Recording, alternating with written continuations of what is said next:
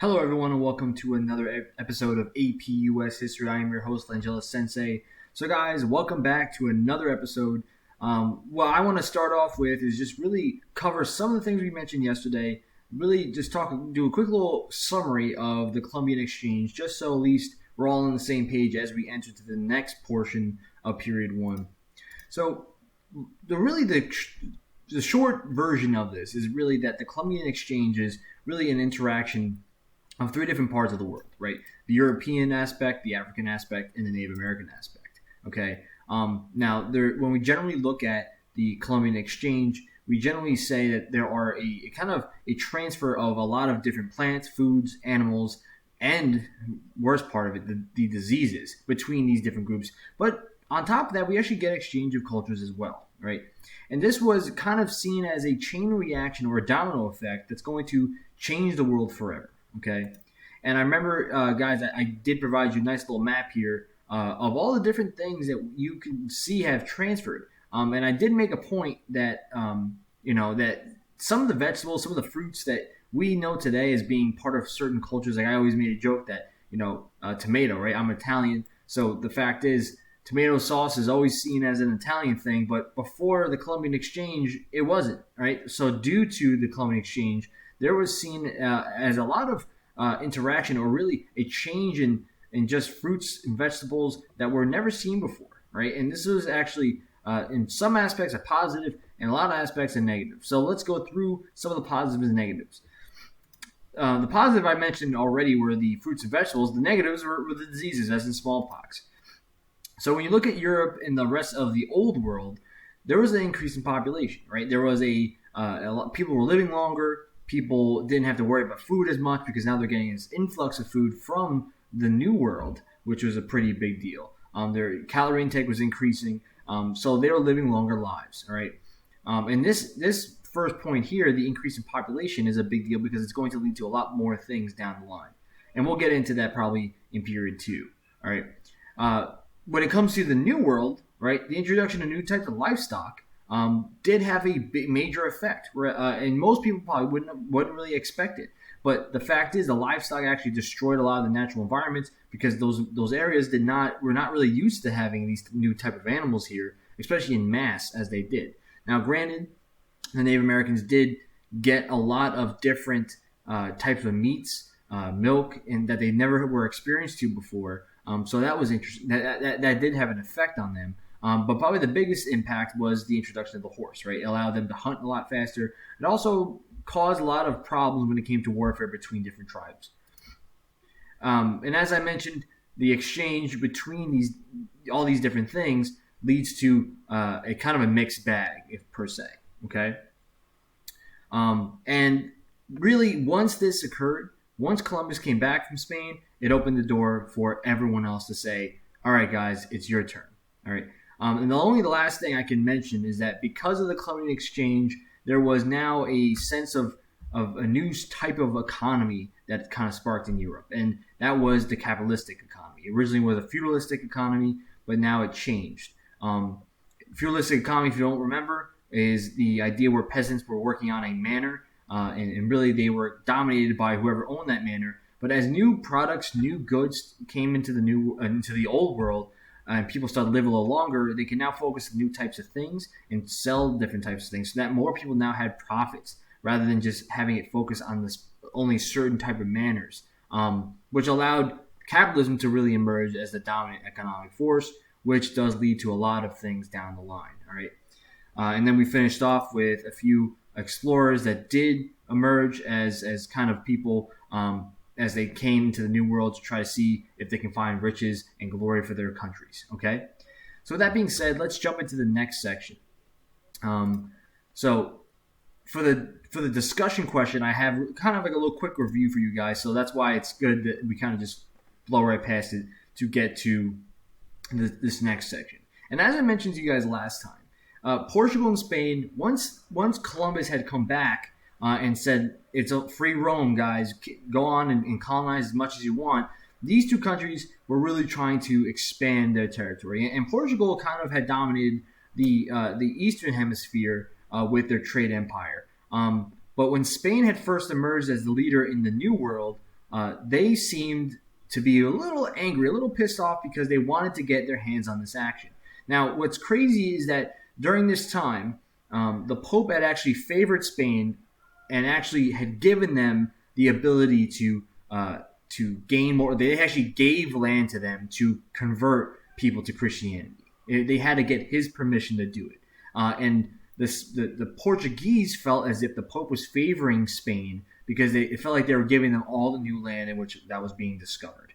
And this was called the Recuramento, which was basically, like I mentioned, the Pope giving land to Spain to conquer and also to convert these natives into Christians, right? Because they didn't want to basically send soldiers in to wipe them out. They wanted to convert them so it seemed like they were doing God's work, okay? So there was almost a full-out war that emerged.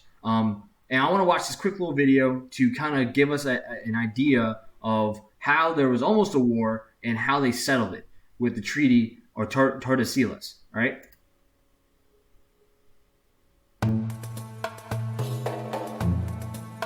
When Spain's King Ferdinand and Queen Isabella agreed to pay for Christopher Columbus to find a western route to the Orient, it was Portugal that held the lead in maritime exploration. But Columbus's discovery of the Americas bolstered Spain's position as a rival to Portugal.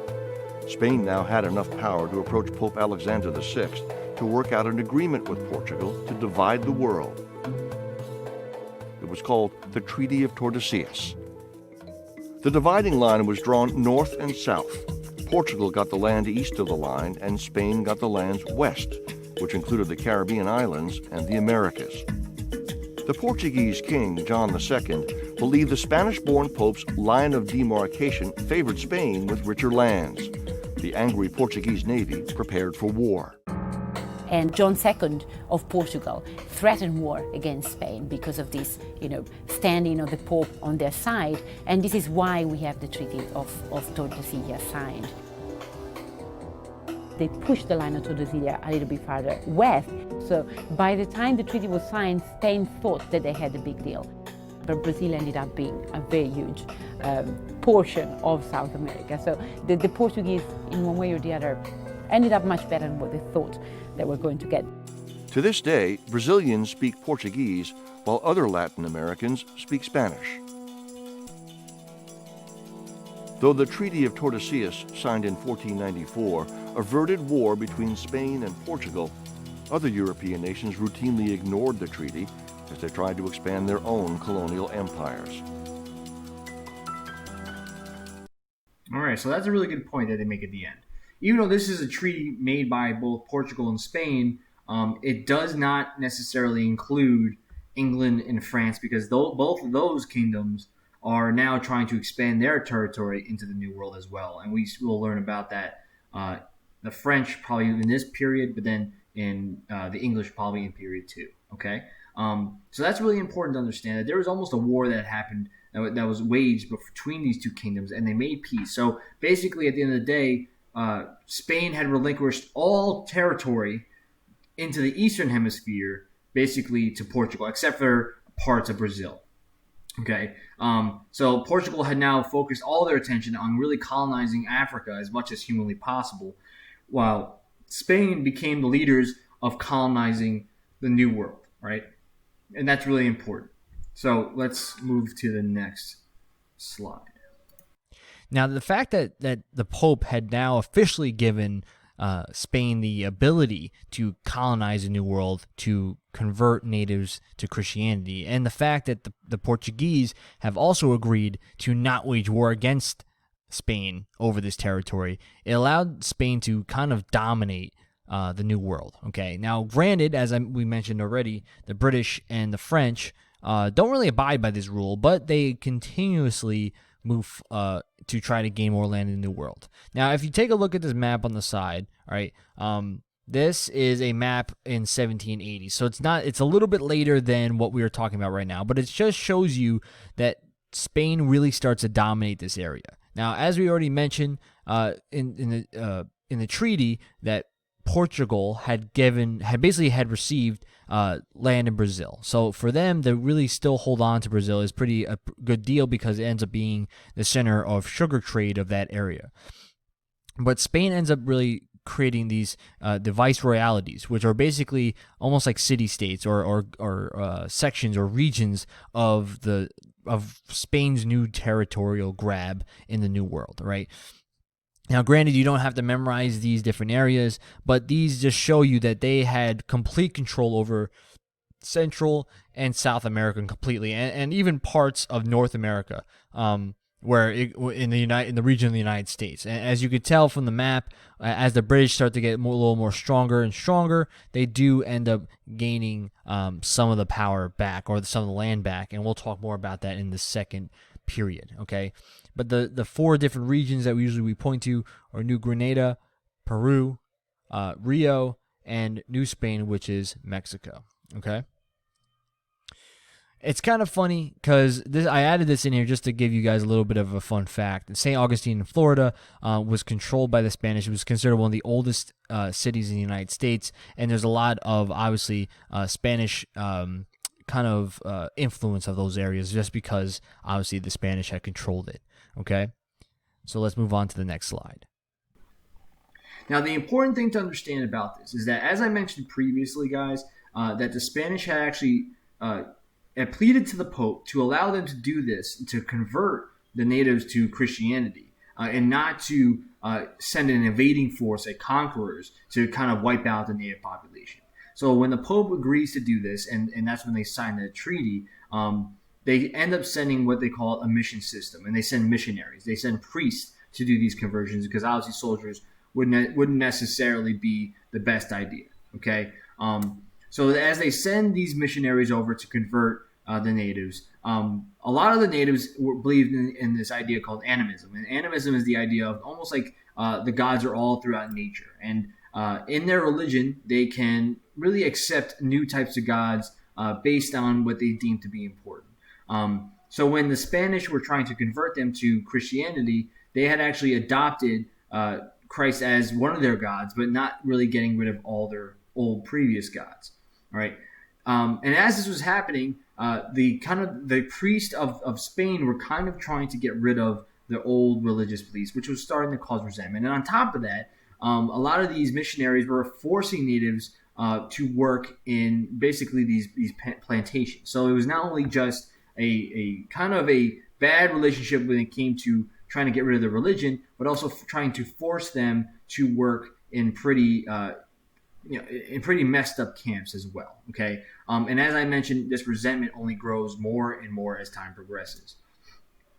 So with this really forcing labor onto them, it was really called the Ecomienda system. Right, and the Ecomienda system basically allowed for colonists to come in and basically rule over an area and really put the natives to work as long as they were protected. And the reason why why they had to be protected was because when they became Christian, they had to be really seen as not really equals, but really part of the same creed. So they couldn't really be killed or really put in danger, right? It was almost seen as if they were protecting the natives. But at the same time, they were forcing them to work in these really large plantations without any sort of rights whatsoever, right? They forced them to work, and many of them died due to this work.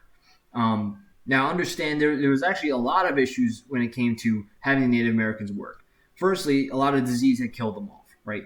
But on top of that, the natives were consistently trying to escape, right? And the fact that they already knew what the land layout was like, there were a lot of different reports in which they were escaping from servitude, from labor, and it was causing a lot of problems when it came to production of these crops, right? And they needed people to work these areas. So the idea had sparked that maybe they should bring in African slaves. And this was first thought of with the Portuguese. When the Portuguese was really owning or dominating the African trade, they ended up selling weaponry to the African tribes on the West Coast in order for them to barter and gain African slaves. So this idea was kind of emerging in Europe as a possible way to use labor, not from the natives, but from Africans, because they felt as if the natives were being too stingy when it came to working, and that fact that they knew all the land already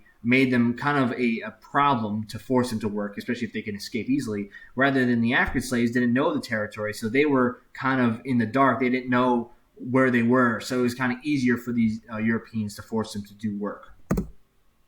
But as they increased the number of African slaves, they ended up creating a caste system to kind of really have a mingling of cultures, because they wanted to really lessen the bad treatment that they had towards the natives. Now, towards the African slaves, they didn't really decrease the harsh treatment, but they ended up having a lot of intermarriages. And the biggest thing when it came to the Spanish was that when they entered the New World, especially within the regions of the United States, they wanted to have access to the fur trade. And the fur trade in the New World was really a booming industry.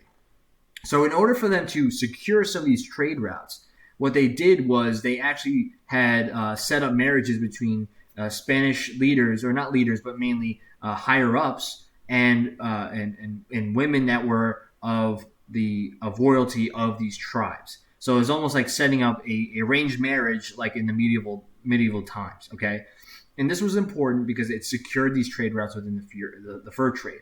But they didn't want to have the children of these people to be really higher up like Europeans. So they had to create a caste system. Right, and as you could tell, the caste system is set up like this. At the very top is Peninsulares, and Peninsulares are people that are born in Spain and that are European. Right, they are on the very top, and they control really society. Then you have the Creoles. The Creoles are basically Europeans, but they were born in the Americas. Right, they're born in the colonies. Below them are going to be the mestizos and the mulattoes. Now, in some aspects, they might have the mestizos above the mulattoes, but a lot of the different books I've seen has always had them on the same level. Mestizos are basically a mixed breed between Native American and European descent, and mulattoes are a mix between African and European descent as well. And at the very bottom are Native Americans and people, the slaves that were taken from Africa, those with African descent. Okay, so that's really how the caste system had worked, and it's solely based on how Spanish you were. All right. Because at the end of the day, they needed to make sure that they consolidated their power, right? As I mentioned, they wanted to intermingle with Native Americans in order for them to secure the slave trade, right? And they wanted to seem as though they were not really just killing these people or forcing them to work, without protecting them or without really mingling or mixing cultures together, okay? And the reason why this is starting to get really important is that as the treatment of natives started to get worse and worse, there were starting to be uprisings. This is probably one of the famous ones, the Pueblo uprising. So the Pueblo people were living in what we know is now New Mexico, okay? And they ended up rising against the Spanish leaders of the area, and this really scared them pretty badly. They killed generally around like 400 Spaniards, and they drove them out of the area. Now, this was a big deal for them.